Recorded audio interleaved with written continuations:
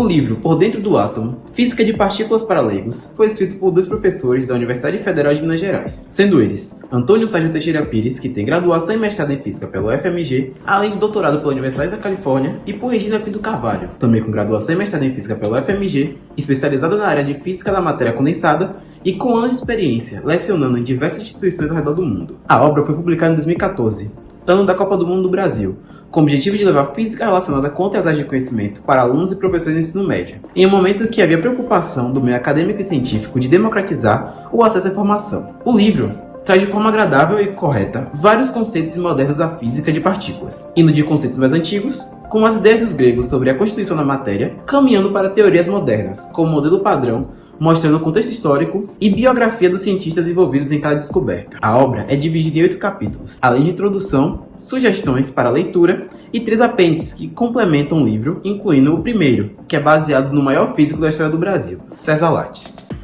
Introdução ao livro Por Dentro do Átomo. Matéria. Tudo é formado por matéria. E os átomos formam a matéria. Os átomos são divididos por partículas menores ainda. E essas partículas menores ainda seriam divididas por outras menores ainda? Para essa pergunta ainda não temos resposta. A ciência ainda não tem uma resposta concreta. Mas existem vários estudos e comprovações de modelos que já são aceitos a respeito dos estudos de partículas. Esses estudos, eles ainda continuam sendo aprimorados e ainda não existem resposta para tudo. Tentamos comparar hoje com o nosso mundo real para podermos compreender mais sobre o mundo subatômico. Neste livro, com menos de 120 páginas, ele traz 8 capítulos que explicam modelos que são cientificamente aceitos e que podem instruir e dar base para pessoas que se interessam por esse assunto, pessoas leigas, que não têm formação na área de ciências nem de exatas, como matemática, física, entre outros. Capítulo 1, ele fala sobre as primeiras ideias sobre a constituição da matéria. Capítulo 2, neutrinos e antineutrinos. Capítulo 3, massa e energia. Capítulo 4, leptons e hadrons e as primeiras famílias das partículas. Capítulo 5, forças. Capítulo 6, gravitação. Capítulo 7, simetrias. Capítulo 8, diagramas de Feynman. Apêndices 1, 2 e 3. Um extra, que são o final do livro, que traz outras sugestões de livros, outras leituras, que são teoria da relatividade espacial e evolução das ideias da física, entre outros. Como já é mostrado na capa do livro a expressão física de partícula para leigos, os autores conseguem mesclar a explicação de maneira clara, dinâmica e com linguagem de fácil compreensão, mas sem deixar de falar os termos científicos. Isso porque os termos mais sofisticados são explicados no rodapé da página ou no final do capítulo do tema que está sendo exposto, eliminando assim as dúvidas que surgem para os leitores. Os conceitos científicos se relacionam diretamente durante o livro. Isso porque são explicados seguindo uma linha de raciocínio muito didática, explicando as composições das partículas e até seus fenômenos. Além disso, o livro traz no início de cada capítulo uma imagem correspondente com o assunto, que só pela ilustração já dá para se ter uma ideia de como ocorre o que vai ser explicado adiante. E imagens também são utilizadas no meio das explicações para melhorar o entendimento. No livro Por Dentro do Átomo, de Pires e Carvalho, as teorias e conhecimentos básicos são dados de maneira didática e acessível para todas as pessoas que não têm o costume da leitura e o devido conhecimento do assunto. De primeiro momento, menciona a apresentação do modelo de Rutherford em 1911, trazendo no primeiro capítulo uma analogia para tornar os conceitos das primeiras ideias sobre a constituição da matéria mais claros. No seu modelo atômico, se o núcleo fosse ampliado até o tamanho de uma bola de tênis, o primeiro elétron estaria circulando em um raio de cerca de 10 km.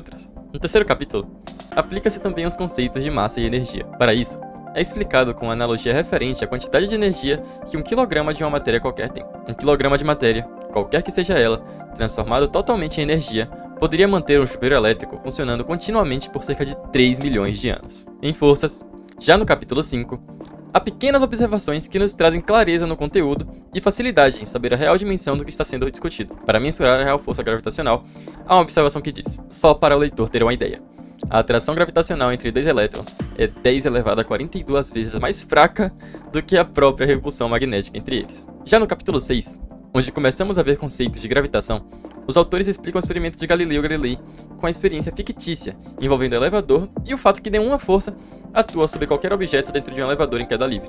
Nesse mesmo experimento, ele tem mais uma parte que seria a de que o elevador viajaria pelo espaço, mas sendo acelerado por uma força constante para cima. Nesse caso, quando o observador tirar as moedas do bolso, novamente, por sua vez, ele vai ver o piso do elevador se aproximando desses objetos, até mesmo o piso colidir com eles. Se o observador interno dá um pulo, o piso o alcança novamente. Então, aprendendo sobre o conceito de simetrias, no capítulo 7, temos a primeira citação que resume o entendimento primário sobre o assunto. Em física, A palavra simetria significa que as equações que descrevem um sistema físico mantêm a mesma forma quando sujeitas a uma transformação.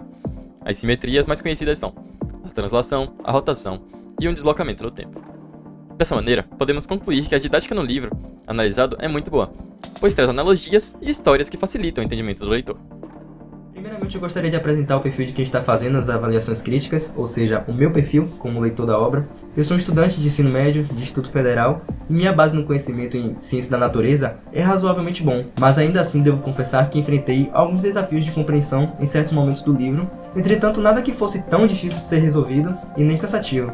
Sinceramente, uma das características que me impressionaram é como o livro consegue simplificar conceitos complexos da física de partículas sem subestimar a inteligência do leitor. Não é um livro infantil, mas ao mesmo tempo não exige um conhecimento profundo, prévio, sobre o assunto. Ele se encaixa perfeitamente para um público como eu, interessado no tópico, mas que ainda está em formação no ensino médio. O livro é realmente bom, sua leitura é envolvente, sua linguagem é bem simples, e ele é bastante informativo. Eu considero que ele contribuiu significativamente para minha compreensão sobre o assunto, abrangendo desde as primeiras ideias dos gregos antigos sobre a constituição da matéria, até os modelos mais modernos, como o modelo padrão da física de partículas. Um aspecto que realmente me cativou foram as histórias de cientistas, como elas são contadas no livro, e como esses cientistas contribuíram para a construção do conhecimento. Eu achei engraçado, por exemplo, a história de um físico austríaco, Wolfgang Pauli, em que ele sugeriu a existência do que mais tarde viria a ser chamado de neutrino, mas a proposta foi como uma forma desesperada de explicar os resultados do experimento de decaimento do carbono 14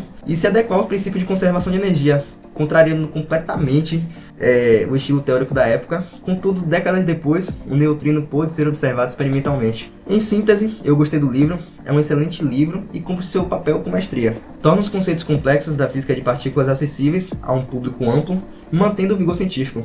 Se você está interessado em aprender mais sobre esse fascinante campo da física, eu lhe recomendo esse livro.